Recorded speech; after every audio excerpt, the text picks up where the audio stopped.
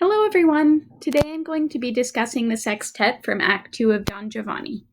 Hopefully you all just finished watching the opera in its entirety, so you will have seen this sextet in passing, but as it's one of my favorite examples of Mozart's vocal chamber writing, I really wanted the opportunity to talk about it.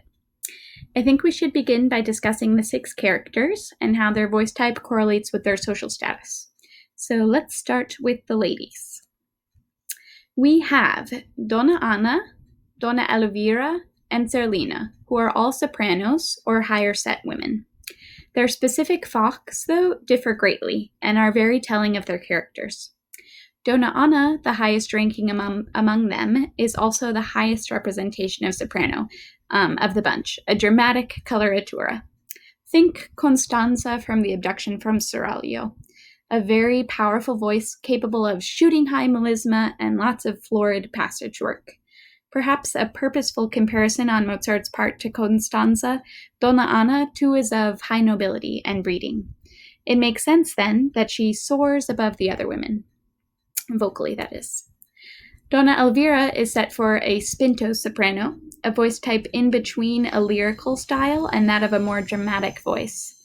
Like her Fach, Elvira is not quite so mighty and breeding as Anna, but she's still very much a dignified lady. Translated literally, a spinto soprano is a pushed soprano, and this slightly more edgy voice type works well with her rather pushy character. Elvira shows almost aggressive gumption throughout the opera, and her Fach is perfectly suited for this. Our third female protagonist is Zerlina, the soon-to-be-wed peasant girl we meet in Act 1, Scene 3. Zerlina's voice type is one of the most common among high-set women, a soubrette. It's a light, slightly more girly or young-sounding voice. Typically, soubrettes are cast as kind of coquettish characters, and Zerlina is no exception. The commonness of her Fach is well suited, I think, to her status as peasant. As for the gentlemen, we have a similar ranking status as that of the ladies, and indeed, musically, those of similar rank, men and women that is, will be paired together in this sextet. Donna Anna's match is Don Ottavio, the incredibly long-winded tenor leggiero, or lightweight tenor.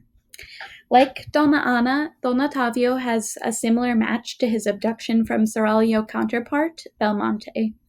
If you can think back, both men spend the bulk of the opera meticulously thinking things through rather than acting on their thoughts, and both speak of almost nothing else than their betrothed.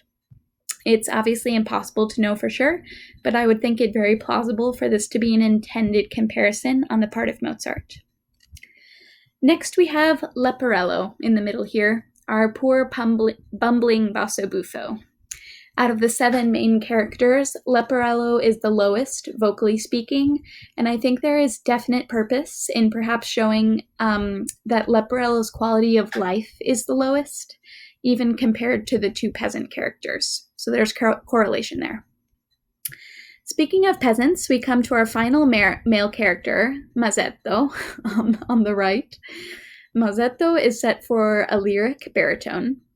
Overall, he tends to sing in the middle of his range, with no real vocal extremes. He is not too complicated a character, and musically, out of the main cast, he probably has the simplest material in the opera. Again, I'd argue this is probably intentional. Before we listen to the sum of the sextet, I want to quickly discuss some of the theory behind it. Mozart uses so much modal mixture throughout this little work, and he is constantly flitting between major and minor in ways that so perfectly match the consternation each character is feeling at this point in the opera. Rather than go through each individual key change, I'd just like to point out a few I consider especially effective.